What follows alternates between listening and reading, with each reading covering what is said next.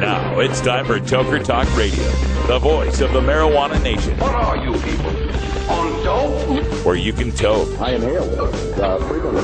Or you can talk. I experimented with marijuana and didn't inhale. Or you can toke and talk. 10 federal criminal penalties for possession of up to 1 ounce of marijuana. While we talk about toke on Toker Talk Radio. So, by the way, when it comes to pot, if you're 40 years old, you live in a log cabin in Oregon, you got 12 giant pot plants in your backyard, have a ball. Live from beautiful Portland, Oregon at Rolla J Studios. Hey, this is great. Just like cannabis. Plus your calls live at 971-533-7111. They're walking on their pants with their cap on backwards, listening to Enema Man and Snoopy Poop Dog. What's to keep somebody from getting all potted up on weed and then getting behind the wheel? Gateway theory doesn't work. It's a reality. Holland, is it real?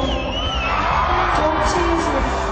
We're locking up people that take a couple of puffs of marijuana, and the next thing you know, they got 10 years. And now, here's your host, the guru of ganja graphics, the sultan of sativa statistics, and the worst nightmare of a reefer mad prohibitionist. A polite, perspicacious, productive pothead with a propensity for PowerPoint. Radical Russ Belville. Hey, everybody, welcome to Toker Talk Radio. So glad you could join us here. Just got a couple of minutes here to talk before we move on to the Dabs panel. Also, at half past, we're going to be calling out to Anna Diaz to get a preview of the fundraiser for the Southern Oregon 4. But let's switch over to the cam with Brian there, because before people, I don't think we mentioned the new prop we've got behind you there from Hunter's Place. Oh, I would definitely not call this a prop. This is a memento of an extraordinary event. It's a piece of history, I think.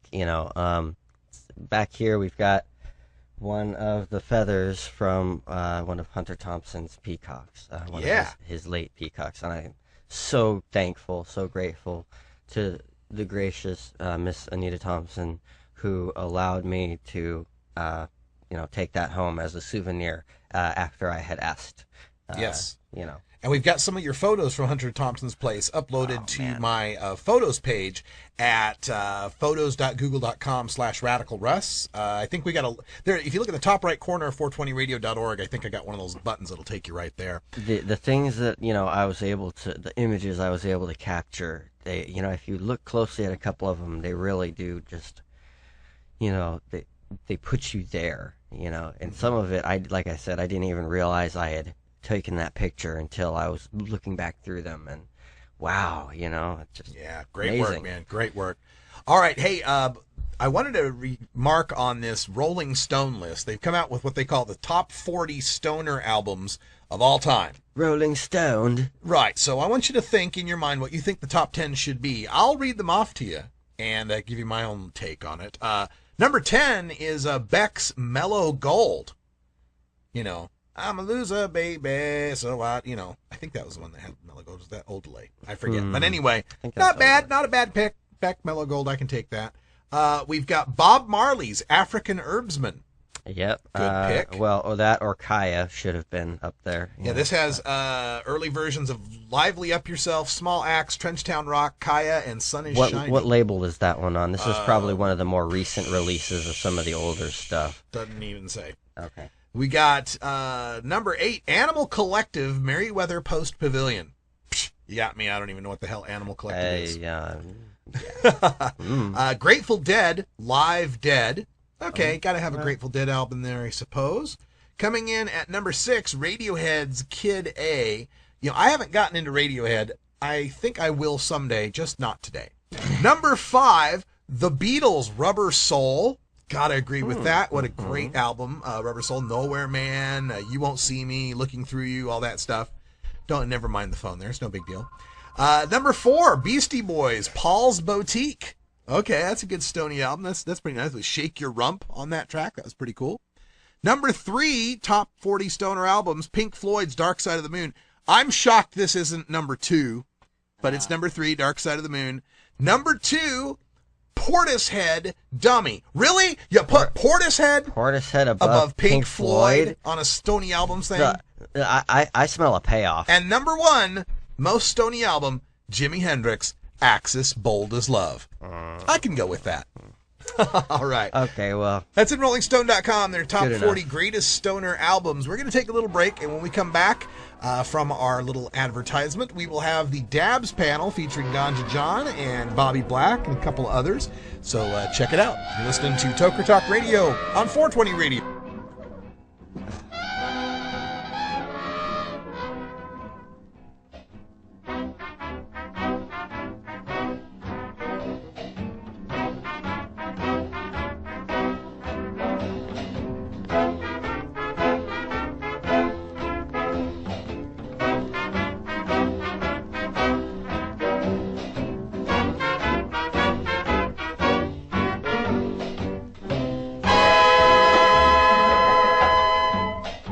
The Russ Belville Show is blogging and podcasting daily at RadicalRuss.com. The law offices of Omar Figueroa would like to remind you to stand up for your rights. Please do not give up your precious liberties. There's nothing wrong with standing up for our constitutional rights, and in fact, it's the only way to honor the Constitution that recognizes our natural rights. Treat law enforcement with respect and respect the Constitution by standing up for your rights. If you are detained or arrested, stand up for your rights by repeating, "I respectfully invoke all my legal and constitutional rights. I do not consent to any search and seizure. I want to remain silent, and I want to speak to my attorney, Omar Figueroa." Omar Figueroa has more than a decade of experience in federal and California courts and graduated from Yale University, Stanford Law School, and Trial Lawyers College. Please contact the law offices of Omar Figueroa at 415-489-0420 or 707-829-0215, or on the web at www. Thank you. God, I knew if I stood here long enough, someone would applaud. Thank you very, very much. This seminar that's coming up has to do with concentrates, dabs. And I'm not a big dab doer myself, so I kind of worry because it looks like all the pot in the world is being made into dabs. So people got to lay off. Just leave some for the joint smokers. Just leave a little bit. Anyway, this is going to be a great panel. It's always one of our most popular panels here at our medical cannabis cups, and going to be plenty of time for Q&A afterwards because I know this is an important subject for everybody here today because everybody's getting medicated out there. Anyway, I want to introduce you to the moderator of our panel. He's the author, the writer of Almost Infamous, which is in High Times magazine every month. He writes a lot on veterans issues, and he also, of course, writes a lot on concentrates issue. Everybody, senior editor of High Times, Bobby Black.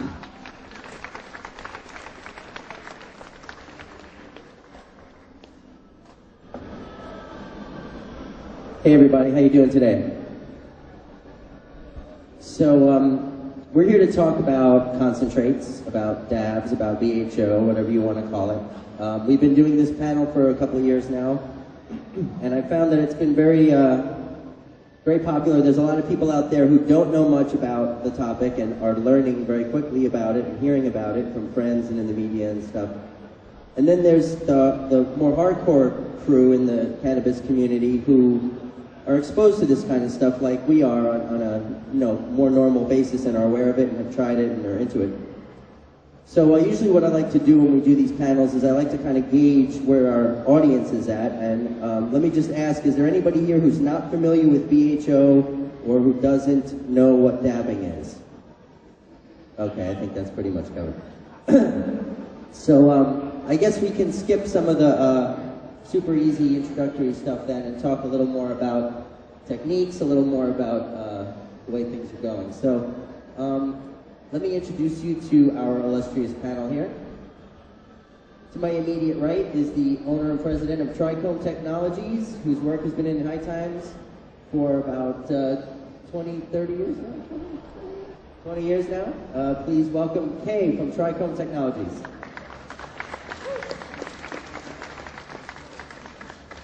Next up, we have someone who's not in your guidebook, but who we are happy to have on the panel. This is Mr. Addison DeMora, owner-operator of Steep Hill Laboratories. And moving on down the line, we have the head chemist from Fresh Off the Buzz Extractions. He holds a degree in biochemistry from the University of California. Please welcome JJ. And then we have another somewhat unintended guest. Please welcome to the panel, Mr. Ganja Jon. And finally, last but not least, down on the end, we have Mr. Wheezy Dabs, who is a consummate hash maker from Southern California. He is one of the top concentrate makers for Superior Extracts and a multiple Cannabis Cup winner. Give it up for Wheezy.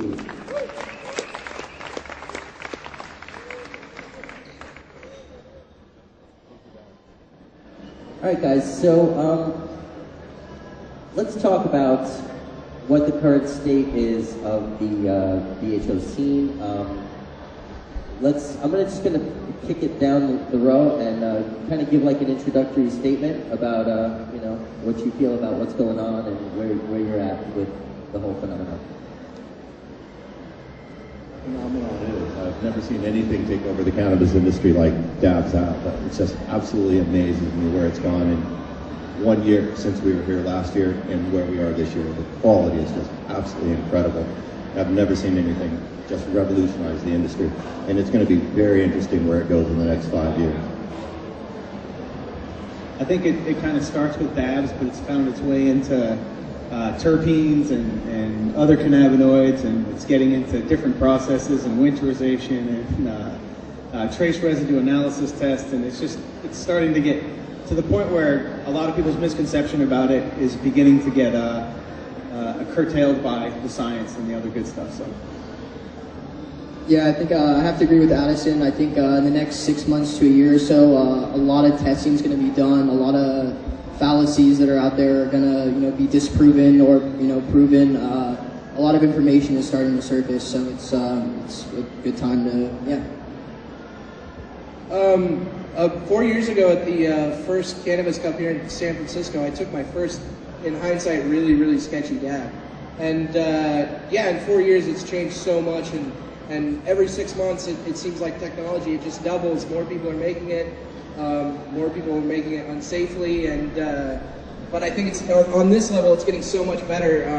It's creating a really amazing medicine that you're not really going to find anywhere else. Yeah, correct. I just want to see the innovation. Even Kenny's got a lot of stuff and a lot of knowledge that he's going to tell you guys today that I'm really even interested in. We're trying just to make better medicine. Even like I told him, we're working on trying to make a cancer cream from the THCA that will hopefully eat the skin cancer, not even just internally, just by topical. And one of the things he's doing is going to put us a little bit like a great advance in what we're doing. So should be good.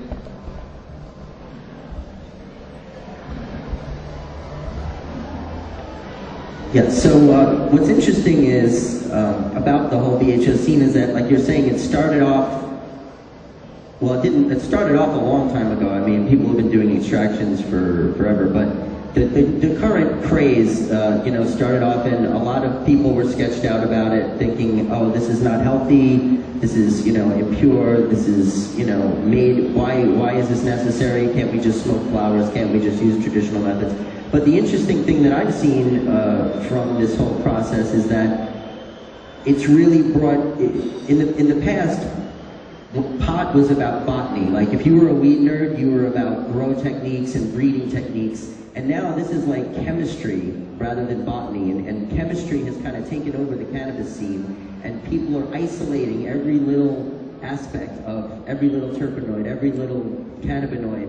And what that's opening up, the possibilities that that's opening up is pretty amazing. And I don't think that those things would have happened if it hadn't been for the extraction movement that's going on, So I'll let you talk first, Kenny, and then again pass it down. But what are some of the advances that have been made recently, through the breakdown of marijuana and its, into its parts? Well, the biggest advantage is the isolated compounds. Here's the terpenes. There's untold amount of terpenes in this compound because we're not allowed to do science and we're not allowed to study these. And the medical benefits of this we're not allowed to study either. And this here is THCA, which, undecarboxylated THC. And if we weren't doing these experiments with isolating just raw cannabinoids and doing all these experiments, none of this would be possible. So that's what Bobby's talking about, the revolutionaries. And let me just clarify. I mean, I like to try to speak to even the people in the audience who may not understand every little technical aspect. These are terpenes. These are liquid terpenes. These are the essential oils that make up the aromas and the flavors of each strain. So this is just the flavor and smell. Like if you wore this, it would be like pot cologne. But it's so that's been isolated and pulled out of the plant, and then this is THCA, which is the solid form of THC, and it's not been decarboxylated, meaning that the heat hasn't activated the THC in it. So this in and of itself would not get you very high until you heat it. Exactly. Yeah. So it's just interesting to see the different textures and different things that can be brought out of a plant, you know. And so would this be considered hash? I mean, like if the cops pulled you over, is this active? I mean, like, no, it's not active. It's not considered hash. It's just a separate component, just THCA. It is what so it is. theoretically, you couldn't be busted for that. I'm not a lawyer. That's a good answer. That's a good answer. So, Addison, you work in the testing industry, so you obviously give us your perspective on it from that perspective, as far as how many people seen online, at least one a week for the past several months. Some other study that's come out from France or from Israel or from wherever saying pot helps with this, pot helps with that, pot's been proven to cure cancer, pot's been, you know, and nobody in the mainstream media is covering it. Nobody, you know, in the major medical industry is really, you know, because the government won't let real research happen, right? I mean, is that something that you guys? Yeah, that's true. Basically, like since the Schedule 1, my doctor even tells me, he's like, I can give you this advice, but I never told you this. He's like, if I give you any advice that has to do with that plant, I can get my license taken away. And I'm like, well, I got all this proof. And there's a lady I know also that had all this proof. She went to all these doctor boards. You know what they told her? Well, we're glad that that herb or natural medicine helps you, but we can't even talk to you about it. Even though she could prove in medical records that it helped her, they don't care. They can't listen to that at all. I started out using cannabis on dialysis, and I mean, if we had the CBD oil or the stuff these guys are working on, I was doing, you know, really kind of, you know, primitive dabs back then, and the cramping that went on and all that stuff, the doctors could see, they'd watch me do it, that this vaporization helps, but it doesn't matter, it's illegal. This is stuff that would have happened in the 80s. These kind of that we're helping just by making this. I did it out of necessity, because I needed medicine. And my doctor told me that you're not smoking green matter, you're vaporizing, then I don't see a problem with what you're doing. And I got a kidney transplant out of it, you know, so they must think something is going right. Yeah, and there's, you know, initially when the BHO craze hit, the biggest backlash I was hearing from people is about, they felt that it was, you know, not being made naturally, or that it was, it has an adverse effect on the health. Like inhaling all that butane has got to be bad for you. But I don't think that any of the data really backs that up. And I mean, obviously, if you're someone who's making bathtub BHO and you're using terrible butane and you're not purging well, then yeah, whatever you're going to create is probably not going to be good to smoke. But it seems like all the data that's come out has been the opposite. Has been said that if you make it right and you purge it right, you know, this is healthier and cleaner for you than the actual plant, you know, and you're probably ingesting less of it. So, you know, I can understand where those people are coming from, because what I was seeing as, you know, working with Normal and working on a radio show, what most people are seeing is people making BHO on YouTube. I saw what these guys were doing, and I learned from guys like these. When you're exposed to what people are doing on YouTube, you're gonna blow yourself up. Simple as that. And if you don't know how to work with chemicals, don't fucking do it. Yeah, I mean, you know, same thing with like when you watch Breaking Bad, you know, like you think like Walter White knows what he's doing, you know what I mean? But like the other guys, who knows? But yeah, that's a perfect chance for me to insert the obligatory disclaimer. Just to reiterate, we do it in all of our panels and in all of our dab stories, that High Temps does not recommend that people make BHO at home on their own. It's something that's best left to professionals like these gentlemen who know chemistry, who have labs and equipment that know what they're doing. And if you are going to do it, then by all means, never ever do it inside. Always do it outside, not near anything that could cause a spark. Not a cell phone, not a lighter, not anything, because it's so, I mean, if you just, like he was saying about YouTube or even the news, if you just Google it, I mean, videos will come up and you'll see news reports, police reports of hotel rooms blown up, garages blown up, people with third-degree burns all over their body. It's just not worth it for some hash, you know? I mean, it's great stuff, but it's not worth that. So that's just our disclaimer. But I do want to keep talking about the health benefits or possible risks that could be involved. Is there any legitimate cause for concern in any of your opinion? I mean, I think most people can communicate online and in forums and on Facebook and other stuff like that. So a lot of people know each other from that medium.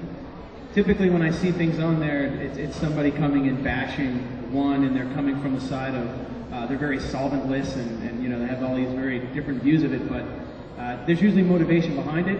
I think right now you're starting to see that there really isn't much of an issue. There's some paper tigers that are on Facebook that want to cause a ruckus and start fights, but I don't think that there's necessarily anything to talk about. I mean, when you're selling water hash for $60 a gram to dispensaries that then sell it for $100 a gram, it's a cool boutique thing that's kind of neat. But when it comes to medicine, and I think that's what the people on the panel are mostly about, is medicine, real good, strong medicine. You know, it's about making stuff that's clean, that's going to be good for people, and it's not really about the price. If you're putting a price behind it and trying to cause a fight or an argument about something, it's sort of one of the worst parts about this whole thing, it seems like. But I think that for the most part, it seems that everybody's, you know, making products that are clean and trying to do it the right way and trying to be positive about it. But one of the things that annoys me the most, and I'm just going to take the panel over and talk about what annoys me the most, to be honest with you. That's how I feel this afternoon. So, but no, it's I think that when you see what people can do outside of the whole argumentative and fighting, you know, we're all doing the same thing. We're all trying to make it better. We're all trying to support the same cause. There's arguments between what's best and what people think's the greatest.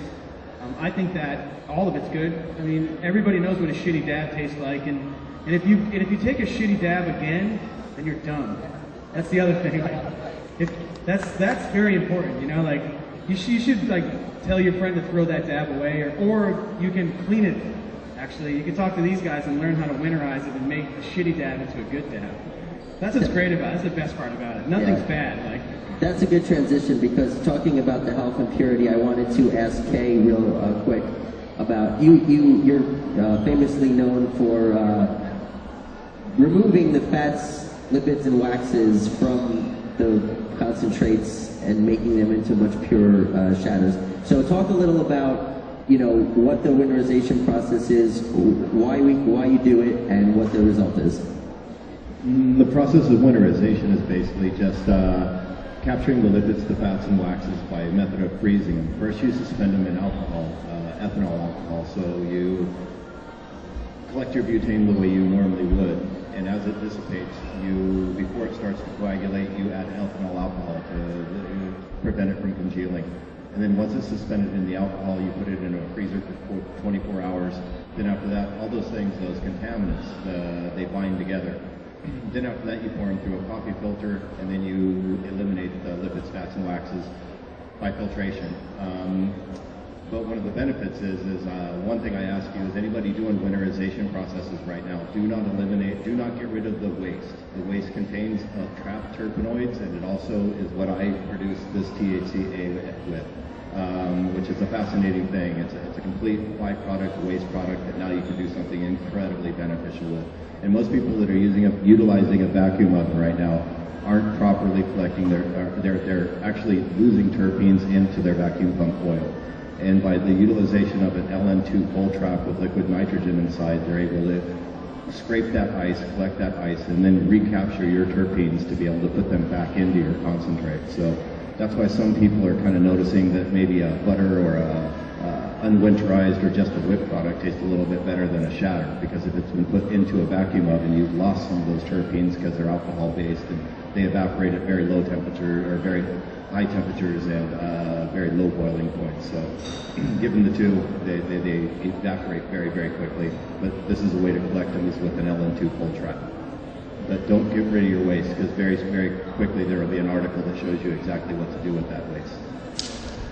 All right, JJ, I want to kick it down to you.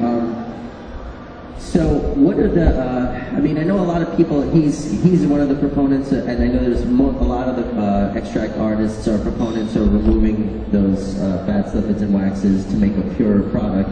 But there are a lot of people that seem to prefer leaving some of that in because of the texture or consistency that it creates, you know, and the argument is, well, that stuff is in the plant anyway, so how bad could it be for me to smoke it in this, you know? So what are your feelings about how pure a concentrate should be, and what the different textures are, the benefits, or? I think that really, I mean, it all depends on what your overall goal is. I mean, it's still going to be technically cleaner than smoking flowers as far as getting the waxes and the plant matter. It just all depends on what your end goal is. You know, do you want just THC? Do you want to remove the terpenes? Do you want to leave some terpenes in? You know, you could theoretically, if you had a high CBD extract, you could drive off THC just by increasing to whatever temperature it is that THC vaporizes at, and you won't pull off CBD, and you'll increase the increase the CBD percentage of your oil. I mean, there's a lot of things you can do to selectively remove or add things into your oil. You know, he could then take those terpenes and add them back in. It's very difficult to do. I don't know actually how you would go about doing that, but you know, that's something that, you know, people are going to start doing.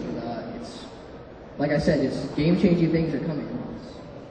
The coolest trick you can do is if you can take mangoes and cut them up and eat mangoes fresh about 30 minutes before you dab, and you get a lot higher.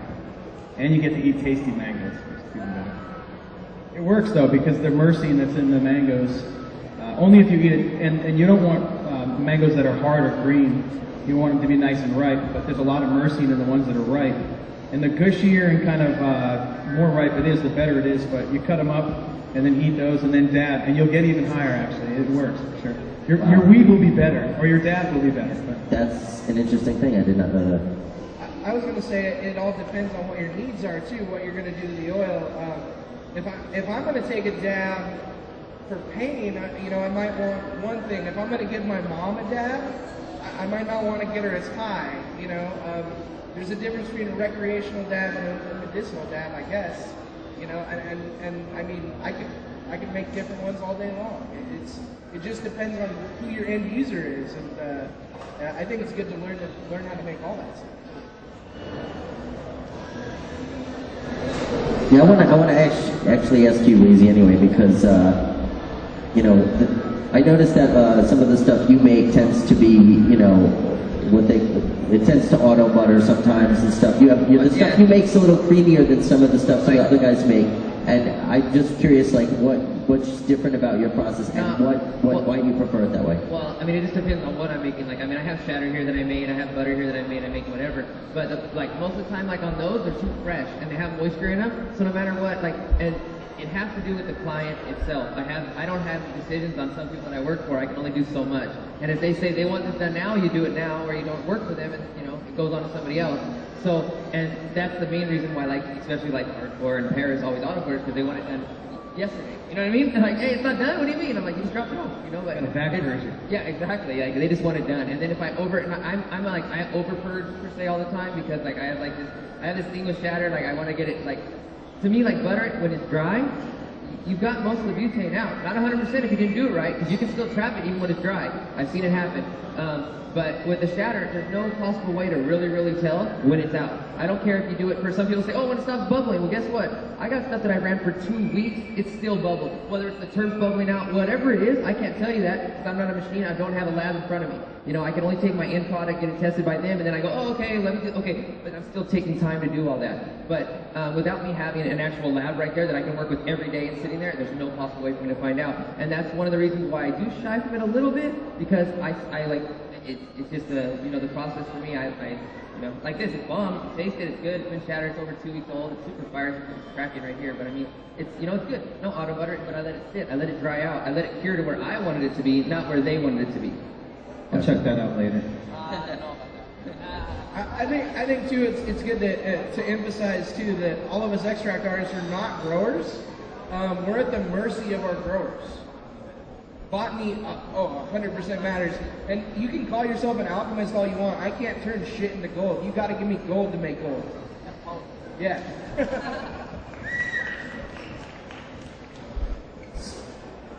I am a grower, and I feel that the art of growing cannabis is being lost by some of this. Because people can hide their mistakes. They can cut it down early, they can get bug infestations, they can do all kinds of shit, and then they can turn around and just blow it out. They don't care. They don't care about the art of cultivation anymore. So yeah, definitely, if you grow good plants, you'll have good dabs, or concentrates, whatever you want to call it. But yeah, so pay attention to what you're growing, pay attention to the art of growing, because that is the fundamental basis of what you're trying to do. Yeah, and to that point, I mean, when you make a concentrate of a plant, you're concentrating everything that's in that plant. So if there were good or bad, if there were pesticides, if there was mold, if there was anything, not right with that plant, you're getting that in its concentrated form also into your extract. So you have to make sure you're starting with really good, pure, good genetics, pure, nicely flushed, nicely, harvested plants. I'm actually going to open it up to questions a little early this time around because last couple times we haven't had a chance to do many questions. So if anybody has questions they'd like to ask these guys, specific techniques or just in general, step up and I'll hand you the microphone and then you can ask it.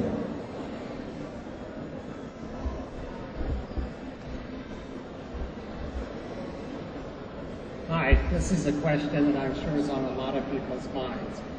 We look at the vaporization point of the different cannabinoids like THC. It's very low. It's in the mid to upper 300s. And yet when you heat a nail, you're looking at 1,200, 1,500 degrees.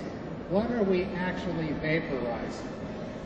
Well, when you heat a nail, you don't hit the nail when it's directly hot. And what happens is, and what's really cool is that it cools really fast. Depending on the room temperature, most people aren't standing in a giant oven, so the nail cools really quickly. So it may be 1,200 degrees when it's burning red hot, but by the time you put that dab to it, anybody in their right mind knows not to hit a red nail.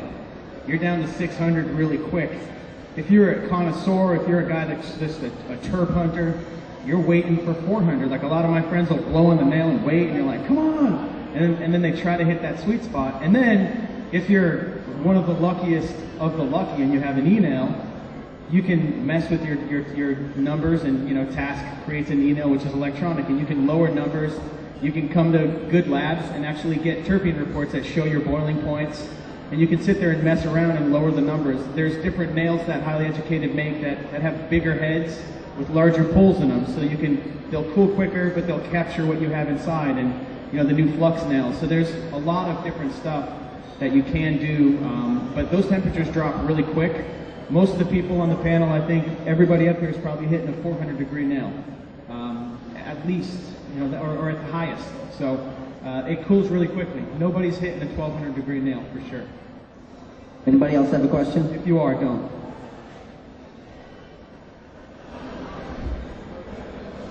First of all, thanks for taking the time to answer our questions. Do you not feel that heating the titanium nails up are releasing free radicals, and how do you feel weighing quartz against titanium? I mean, I understand we're letting it cool. No, well, if you look it up, just for instance, just go on the internet and look up carcinogenic hazards from like OSHA and stuff. Just so you know, titanium has none and quartz has them. Just between us. What do you got to say? Okay. No, I just want to know. Yeah, I mean, this is a concern, and now, I mean, 2 questions in a row, but this is a concern that I've heard. Yeah, you're correct, it is. It is metal, but there's nothing that vaporizes, especially, okay, look at, even if you went with a grade 5 nail, which has aluminum in it, see, it's pure titanium. That's the thing, if you got a grade 2, it's 100, no, but this is what I'm telling you, 100% titanium. If you get a grade 5, it has aluminum inside of it. But no matter what, as long as you don't get that nail over 2,000 degrees, the aluminum never vaporizes off, and it is safe to use it under 2,000 degrees, just between us. And it will stop your oxidation from happening to your nail. It'll bring it at a slower rate. So as long as you're not sitting there and blasting at 2,000 degrees, a regular torch will not get that nail 2,000 degrees. The regular vector will not. It's right, like the highest I've gotten one is like 15, like right around like 16. He said I got 15 on mine. 16, you know what I mean? But there you go. So it's like I'm never getting it hot enough to even vaporize ones that do have aluminum in it to pull it off. You get what I'm saying? There's nothing being vaporized, or there's nothing.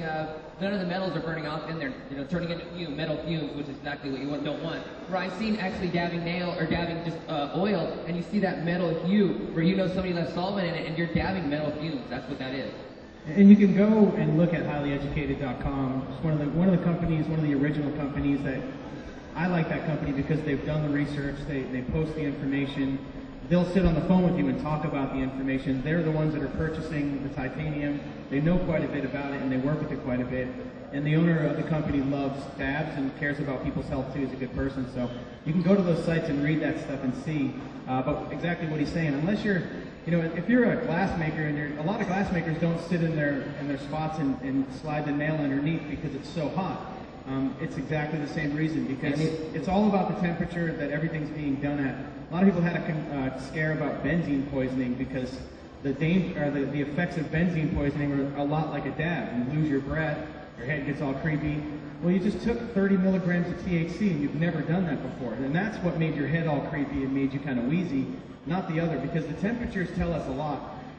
You know, the hottest the vector gets is 1,600 at the most, and you're talking about 2,000 degrees is what would be needed to get that effect. So, and that's on aluminum, which is totally different than titanium. The titanium still won't vaporize at the 2,000 either.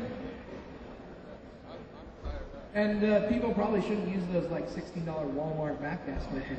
Well, that's the thing, if you use a math gas, that's what I was going to say a second ago. Like, I blow glass sometimes, and when I've been at the thing, if I use the torch that we use to blow glass, for one, my nail will oxidize instantly because I just burn the crap out of it. I just burn everything. Literally, you're getting it hot enough to where it can vaporize itself. Just, you know, it is. Yeah, and John just said something really important.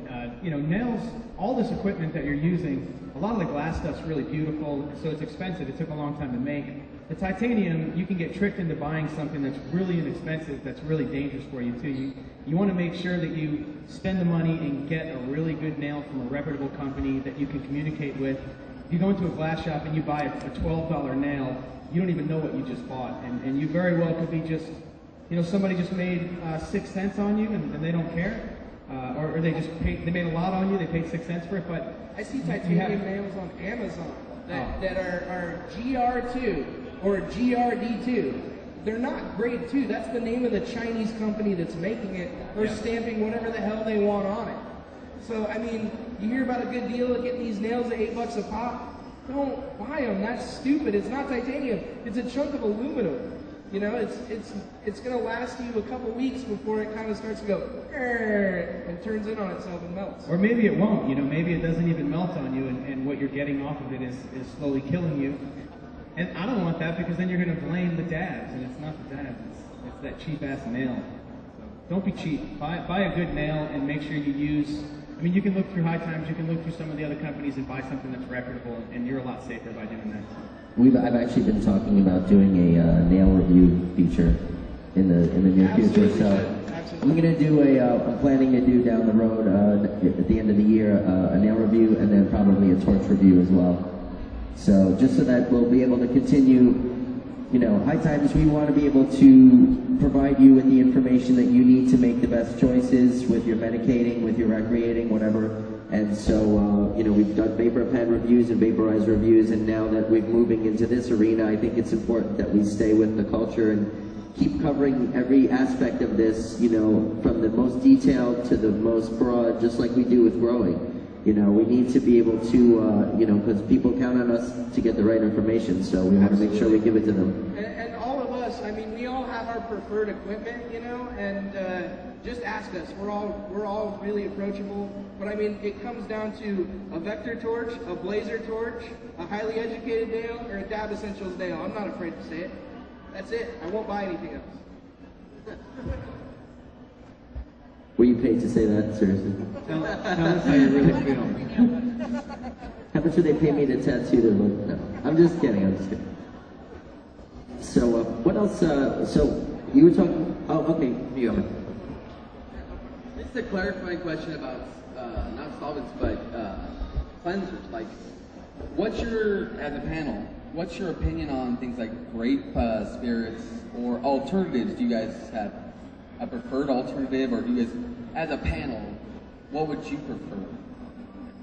Absolutely, I love the grape spirits. OrganicAlcohol.com makes some incredible grape spirits. They import it from France, 190 proof, just absolutely amazing, very clear. Can't say enough about it. So yeah, love it for winterization or anything else. Yeah, send it to your house, no problem. We have a lab. We don't make anything. We just test stuff to make sure it's safe. So. Yeah, I've used the organic grape alcohol. It's really good. If you don't have a setup to reclaim it, though, it's very expensive. So yeah,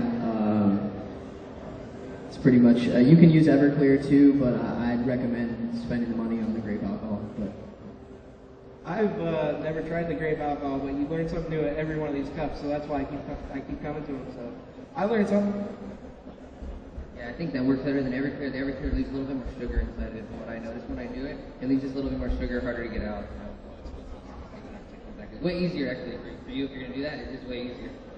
What's cool about the lab is that you start to see things before other people do because they come out of the woodwork to kind of bounce it off that wall. And we're starting to see guys that are doing the wash with butane.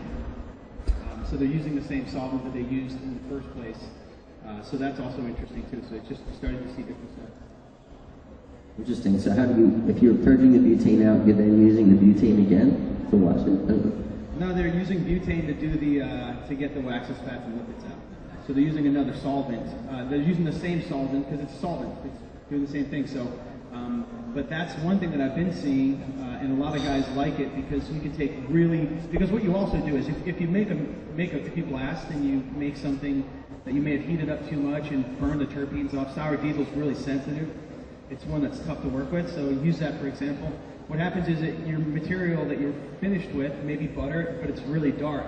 You can take that stuff and remove the waxes, fats, and lipids from it and turn it into a really beautiful, clear shatter. And you can do that using butane again, instead of using some of the alcohol and stuff. So. Yeah, that's actually how I do most of my winterizations because I feel that it doesn't remove a lot of the terpenes that get removed through the alcohol, and a lot of the sugars in the alcohol. I sometimes get a harsh taste, and like if you don't use the grape alcohol. Yeah, I don't recommend trying this process. It's very dangerous because you have to concentrate the butane as a liquid. You need a good fume hood, a laboratory, an explosion-proof freezer. If that's what you're going to do, do not put liquid butane in your freezer. Do not put liquid butane in your freezer. You can use dry ice or something like that to keep it cold, but I really don't recommend doing that at home. It's not a home technique whatsoever. Liquid butane is very dangerous and very volatile. But it works. Yeah, he's talking about $60,000 worth of equipment. Yeah. And I mean, we all have access to that stuff, but you can't. I mean, you can't do it without that stuff. You just can't do it. You'll blow yourself up for sure because you run into a problem where you have to take that dark material and get it into glassware, and then you have to get butane into the glassware, and butane comes in a can for most people, so you find yourself horribly... You find yourself exploded. No, you find yourself standing outside, hopefully, blasting into a container, which would be blasting back up at you. You wouldn't want to cap it in any way either, so you'd be just screwed. You would blow yourself up probably, but maybe not. I wouldn't do it, but if you have a closed system, you can do it. There's a lot of ways that you can do it. You have to do it with a closed system. If you try it the other way, you have to be under a solvent hood with a static free floor and a lot of other cool things like that. So, like Batman or something.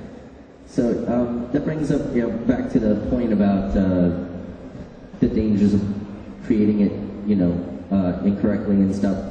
And the other big pushback after the health risks have been kind of debunked is people saying, well, this is bad for the movement because people see it on TV or there's news reports and say, oh, there's this dangerous new form of pot on the market and it's, you know, you watch out, your kids are going to get it and they're carrying blowtorches and, you know, and it's kind of scary, I guess, if you're a parent of a little kid or something and you're not exposed to this kind of stuff like we are, and we're just like, oh yeah, it's safe, you know, but they don't know, you know. So what I try to do when I cover the issue in the magazine and moving forward, and what I'd like to try to get as many people in the scene to do is, you know, kind of rally together because, and try to put a good face on this, because the mainstream media is just picking up on this stuff now. I've been seeing the reports online. I know you guys have too. Videos of people blowing up, and now they've started issuing news reports. Are your children, you know, dabbing? It's a dangerous new craze, and you know.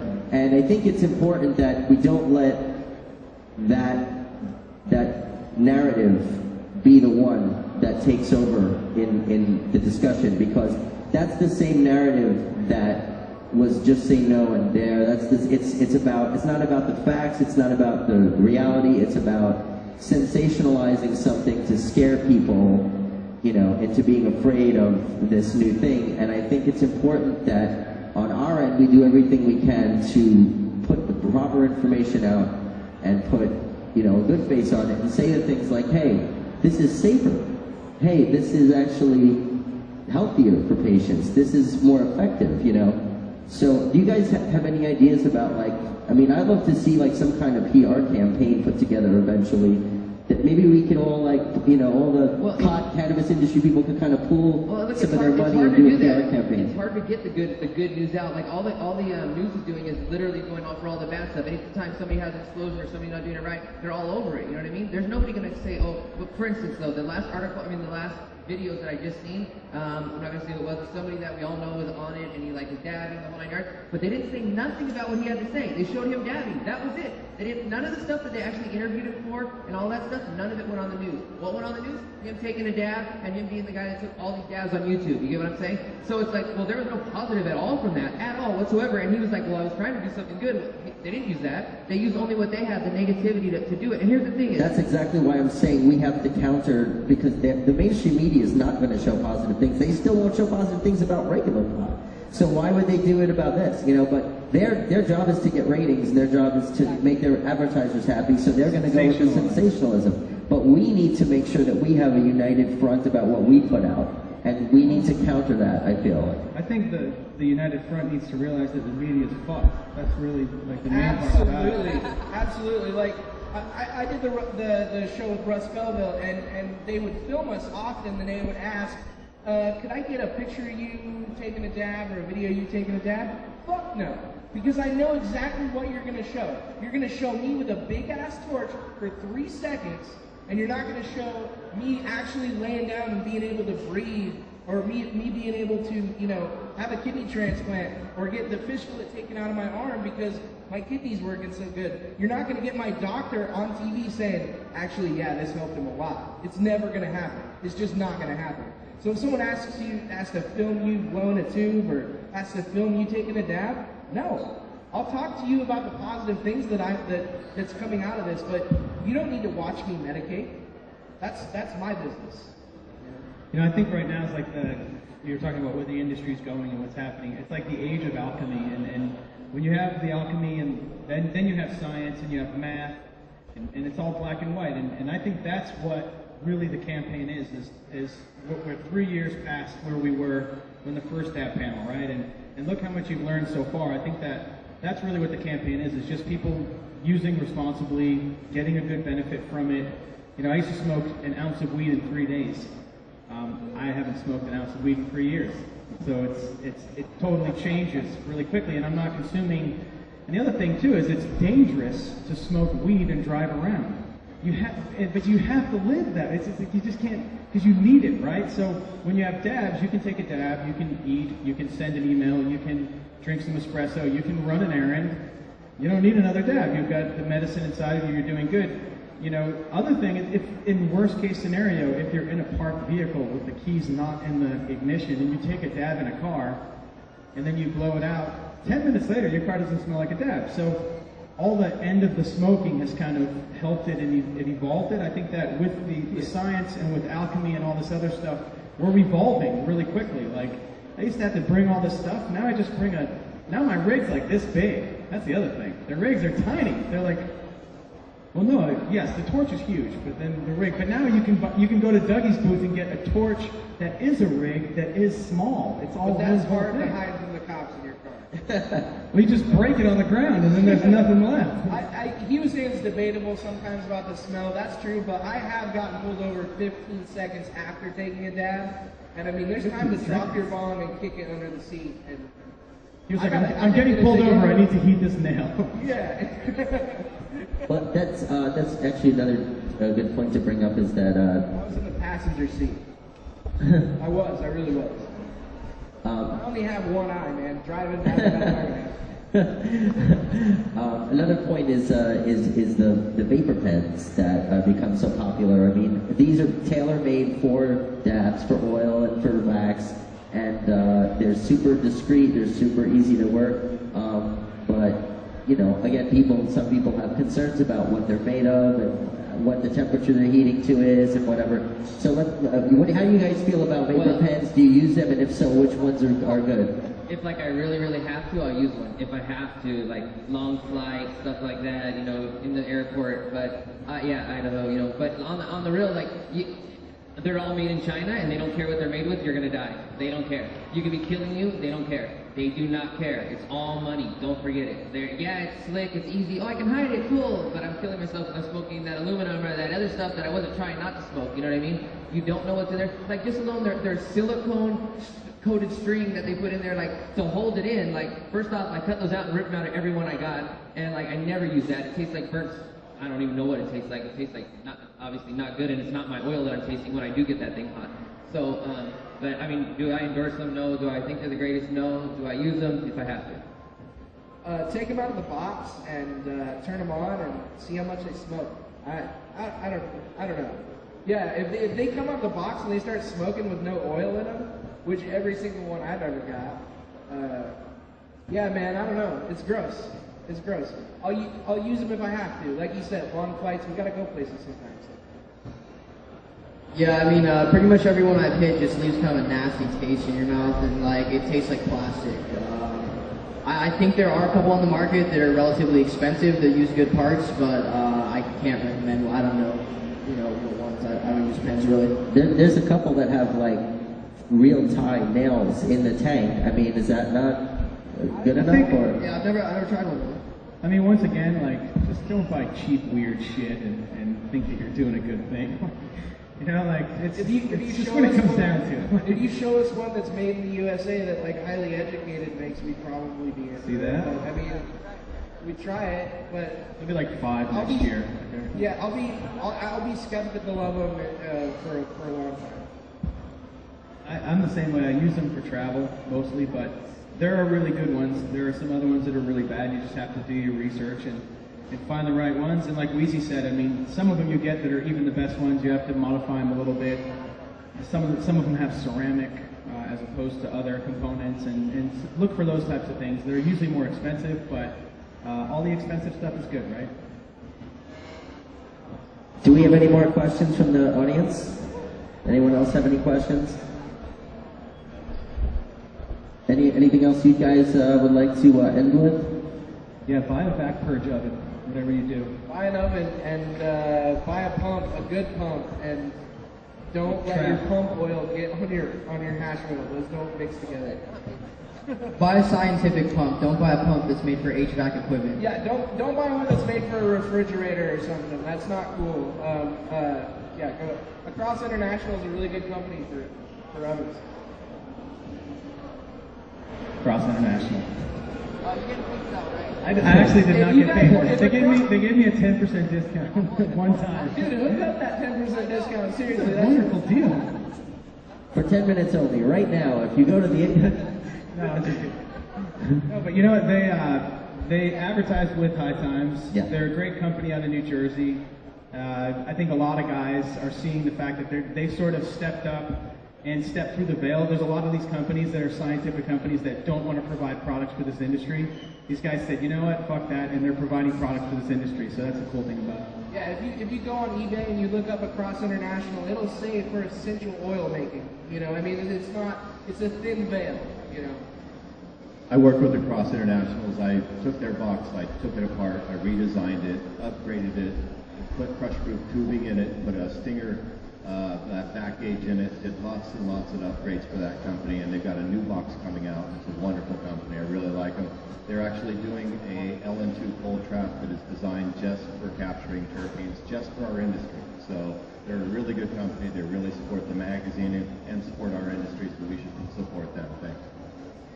That's great, yeah, because so many companies, not just in this industry, but hydroponics, they, you know, even though their bread and butter is basically the pot business, they're so scared of being associated with it that they won't advertise with us, they won't, like, admit, we're growing tomatoes, Well, you know. the hydro industry is the worst for that. That's so frustrating. But, you know, with the Cross, too, it's a great company because when you see the upgrade, what the cost is to go from a 0.9 cubic foot to a 1.9 cubic foot oven, which makes all the difference in the world, they're not gouging people. So it's and the other thing is you'd see a company that would make that leap and would provide this product, but they jack their prices up. These guys aren't jacking up their prices. They've got good products, and I mean, they didn't pay any of us, but I think they pay him. Well, that's all right. You know, if a company does, that's one of the reasons you do reviews in the magazine, is that if a company is doing something really right and they're creating a great product, we want people to know that. And there's nothing wrong with saying that, you know. And same thing if it was some company making bad products. You know.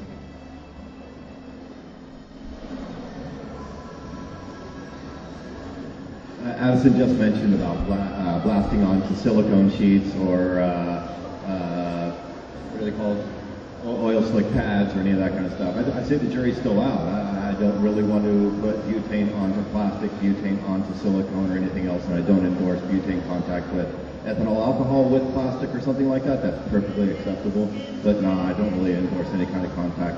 And also would like to, as I said before, encourage everybody not to throw away the waste from their winterization process because very, very soon Mel Frank and I will be doing a book that will teach how to capture this. So very, very soon everybody will know how to capture the terpenes and the THCA, and I say it revolutionizes this whole thing just 100% in a one-year period. It'll be an incredible thing.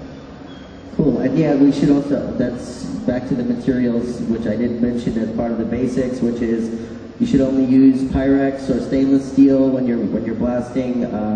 You should never use any kind of plastics or even food-grade plastics. I've heard. I'm still seeing people use PVC. People telling me that they're using PVC. And please, if I ask you how did you purge this, please don't say the sun either.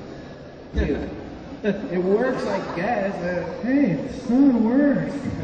Yeah, no PVC, no plastic, not even food-grade plastic, because that stuff can leach, and you don't want that stuff in your concentrate smoke. All right, if there's nothing else, guys, and if you guys don't have any more questions, then I guess we'll wrap this up. I want to say thank you give it up for all the panelists here.